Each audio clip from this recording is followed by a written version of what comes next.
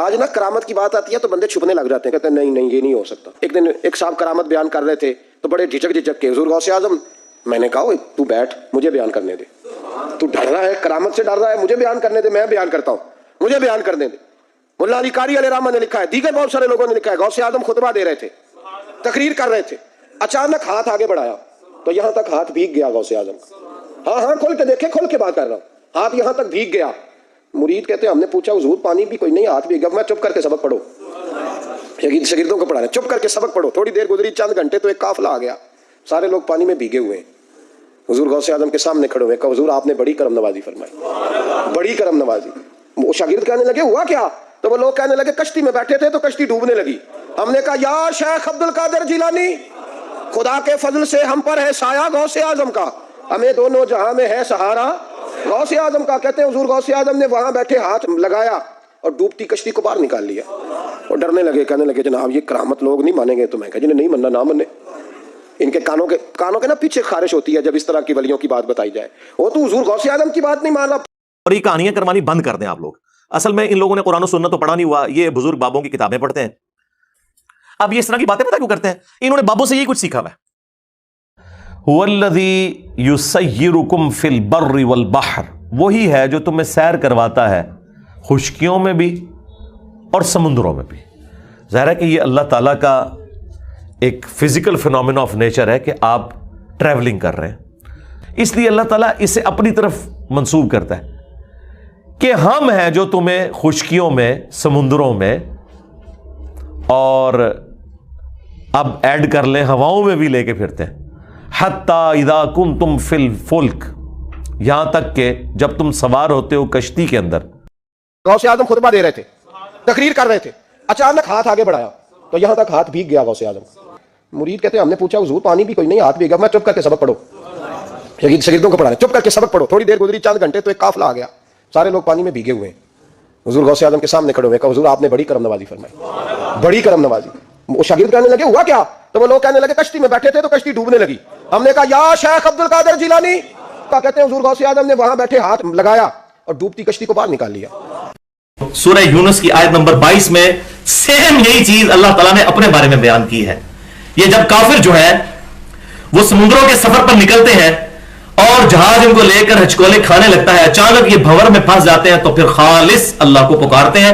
جب اللہ ان کو کنارے تک پہنچا دیتا ہے تو پھر اللہ کے ساتھ شرک کرنا شروع کر دیتے ہیں۔ قرآن پاک میں یہ جہازوں کو بھور سے بچانا اللہ تعالیٰ نے اپنے ساتھ مخصوص کیا، اور یہ کہہ رہے ہیں شیخ عبد القادر جیلانی۔ وَجَرَيْنَ بِهِمْ، اور وہ چلنے لگتی ہے اپنے مسافروں کو لے کر، بِرِيحٍ طَيِّبَةٍ، ہوا کو اپنے موافق پاتے ہوئے، یعنی اگلے زمانوں میں آپ کو پتہ ہے انجن تو نہیں تھے، تو بادبان والے بڑے بڑے جہاز ہوتے تھے جن کے اوپر ایسے بادبان لگے ہوتے تھے کہ جو ہوا کو روکتے تھے اور اس کو ایڈجسٹ کر کے ہوا کے زور کے اوپر وہ کشتیاں چلتی تھیں۔ وہ آج بھی کبھی کبھار آپ کو اولمپکس میں مقابلے دکھاتے ہیں، وہ سمندر میں چونکہ ہوائیں، اچھا یہ دیکھیں اللہ نے ہوائیں سمندر میں رکھی ہوئی ہیں، سمندر میں اگر ہوا نہ چلے بس جو گیا پھر وہ گیا، کیونکہ خشکی تو بہت کم ہے، آلموسٹ 2/3 تو سمندر ہے، پھر آپ کنارے پہ لگ بیٹھے، یہ ہو گئی نہیں کہ سمندر میں ہوائیں نہ چلیں، ورنہ تو یہ نظام ہی پاسبل نہ ہوتا اس زمانے میں جبکہ انجن نہیں تھے۔ آج کل تو آپ چلے کہہ سکتے ہیں انجن آ گئے۔ وَفَرِحُوا بِهَا، اور مسافر بڑے مسرور ہوتے ہیں، خوش ہوتے ہیں کہ ٹھیک ہے اب ہم سفر کر رہے ہیں، بڑی آسانی سے حالات موافق ہے۔ جَاءَتْهَا رِيحٌ عَاصِفٌ، کہ اچانک تیز ہوا چل پڑتی ہے۔ یہ ہوا بھی اس وقت تک کمفرٹیبل ہے جب تک کہ اس رفتار پہ رہے، اگر زیادہ ہوگی تو چیخیں چھڑا دے گی۔ ایون آپ یہ ونڈ ملز دیکھتے ہیں جو بجلی بنانے کے لیے یوز ہوتی ہیں، ونڈ ملز، ہوا سے جو وہ گھومتی ہیں اور بجلی بنائی جاتی ہے، جب ہوا بہت زیادہ تیز ہو جائے نا تو ان کے پر بھی ٹوٹ جاتے ہیں، ایک خاص حد تک ہی اس کو مینج کیا جا سکتا ہے۔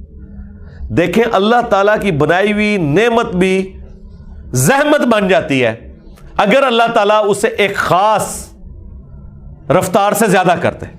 اس کا مطلب ہے ایک خاص رفتار سے کم ہو تب بھی نعمت نہیں، خاص رفتار سے زیادہ ہو تب بھی نعمت نہیں ہے. کتنا انسان مجبور ہے.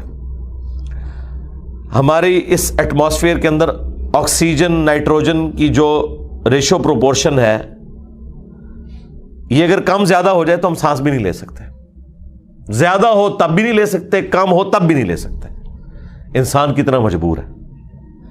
اچانک ہوا چل پڑتی ہے. وَجَاءَهُمُ الْمَوْجُ مِنْ كُلِّ مَكَانٍ، اور ہوا کے چلنے کی وجہ سے ہر طرف سے بڑی بڑی موجیں آ جاتی ہیں، گھیر لیتی ہیں اس پورے سسٹم کو. اچھا، وہ جب ہوا سمندر میں تیز رفتاری سے چلتی ہے نا تو وہ اپنے ساتھ پانی کو چلاتی ہے. زمین میں کیا ہوتا ہے؟ ریگستان کو چلاتی ہے. پورے ریگستان کے پہاڑ شفٹ ہو جاتے ہیں ایک جگہ سے دوسری جگہ. پورے ریت کے ٹیلے شفٹ ہو جاتے ہیں. مٹی کے طوفان آتے ہیں، اور امریکہ میں تو آپ پتہ ہے ٹورنیڈوز چلتے ہیں. پوری آبادیاں ختم کر دیتے ہیں. وہ جو مکان ان کی لپیٹ میں آتا ہے، وہ زیادہ تر تو مکان وہ لکڑی کے بنے ہوتے ہیں، وہ ایسے لپیٹ کے تو پرے پھینکتے ہیں. اب یہی ہوا جب سمندر میں چلے گی تو سمندر کے پانی کو چلائے گی. اتنے بڑے بھنور بنیں گے، ان کے اندر پھر کشتیاں پھنس کے ڈوب جاتی ہیں، اور بڑی بڑی موجیں آ کے ہر طرف سے گھیر لیتی ہیں. وَظَنُّوا أَنَّهُمْ أُحِيطَ بِهِمْ، اور بس پھر اب مسافر خیال کرتے ہیں لو جی مارے گئے، گر گئے اس کے اندر. دعوا اللہ مخلصین لہ الدین، تو اس لمحے میں وہ پکارتے ہیں اللہ تعالیٰ کو خالصتاً، اپنے دین کو اس کے لیے خالص کرتے ہوئے ایک اللہ کو پکارتے ہیں. کون؟ مشرک بھی. اس وقت لات منات عزا یہ سارے بت بھی ان سے جاتے رہتے ہیں، اکیلے اللہ کو پکارتے ہیں. اور کیا کہتے ہیں؟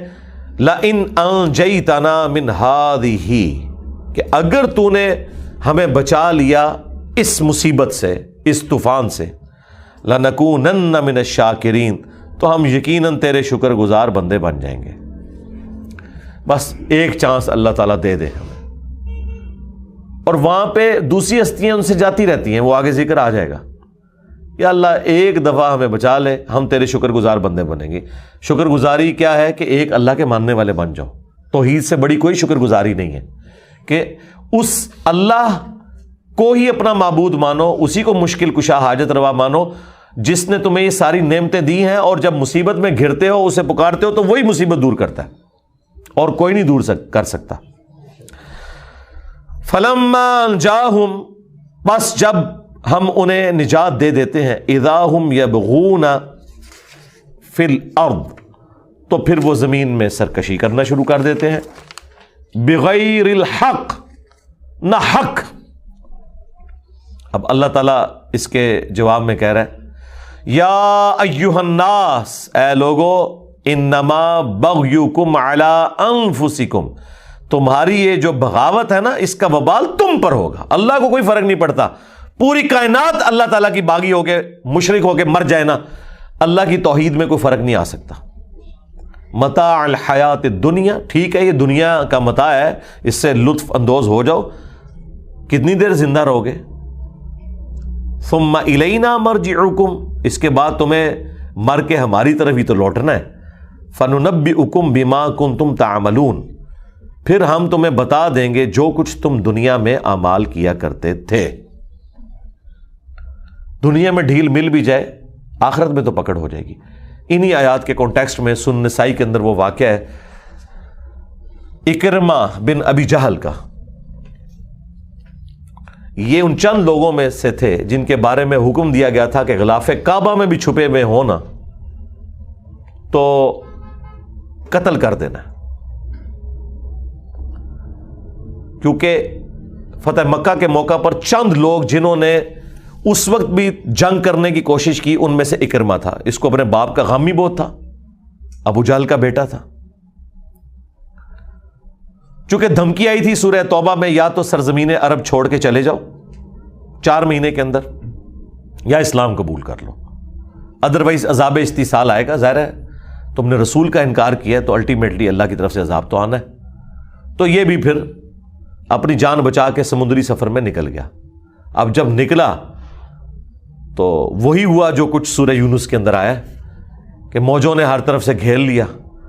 تو وہ مشرکین عرب جو رسول اللہ کے ساتھ جھگڑا کرتے تھے ایک خدا کے حاجت روا اور مشکل کشا ہونے پر، آج نا کرامت کی بات آتی ہے تو بندے چھپنے لگ جاتے ہیں, کہتے ہیں نہیں نہیں یہ نہیں ہو سکتا. ایک دن ایک صاحب کرامت بیان کر رہے تھے تو بڑے جھجک کے حضور غوث اعظم, میں نے کہا اوے تو بیٹھ مجھے بیان کرنے دے, تو ڈر رہا ہے کرامت سے ڈر رہا ہے, مجھے بیان کرنے دے, میں بیان کرتا ہوں, مجھے بیان کرنے دے. ملا علی قاری علیہ رحمہ نے لکھا ہے, دیگر بہت سارے لوگوں نے لکھا ہے, غوث اعظم خطبہ دے رہے تھے, تقریر کر رہے تھے, اچانک ہاتھ آگے بڑھایا تو یہاں تک ہاتھ بھیگ گیا غوث اعظم کا. ہاں کھول کے دیکھے, کھول کے بات کر رہا ہوں, ہاتھ یہاں تک بھیگ گیا. مرید کہتے ہیں ہم نے پوچھا حضور پانی بھی کوئی نہیں, ہاتھ بھیگ گیا. میں چپ کر کے سبق پڑھو, شاگردوں کو پڑھا رہے, چپ کر کے سبق پڑھو. تھوڑی دیر گزری, چند گھنٹے تو ایک قافلہ آ گیا, سارے لوگ پانی میں بھیگے ہوئے ہیں. حضور غوث اعظم کے سامنے کھڑے ہوئے, کہا حضور آپ نے بڑی کرم نوازی فرمائی, بڑی کرم نوازی. وہ شاگرد کہنے لگے ہوا کیا؟ تو وہ لوگ کہنے لگے کشتی میں بیٹھے تھے تو کشتی ڈوبنے لگی. ہم نے کہا یا شیخ عبد القادر جیلانی, خدا کے فضل سے ہم پر ہے سایہ غوث اعظم کا, ہمیں دونوں جہاں میں ہے سہارا غوث اعظم کا. کہتے ہیں حضور غوث اعظم نے وہاں بیٹھے ہاتھ لگایا اور ڈوبتی کشتی کو باہر نکال لیا. اور ڈرنے لگے, کہنے لگے جناب یہ کرامت لوگ نہیں مانیں گے. تو میں کہا جنہیں نہیں ماننا نہ مانے. ان کے کانوں کے نا پیچھے خارش ہوتی ہے جب اس طرح کی ولیوں کی بات بتائی جائے. وہ تو حضور غوث اعظم کی بات نہیں مان رہا.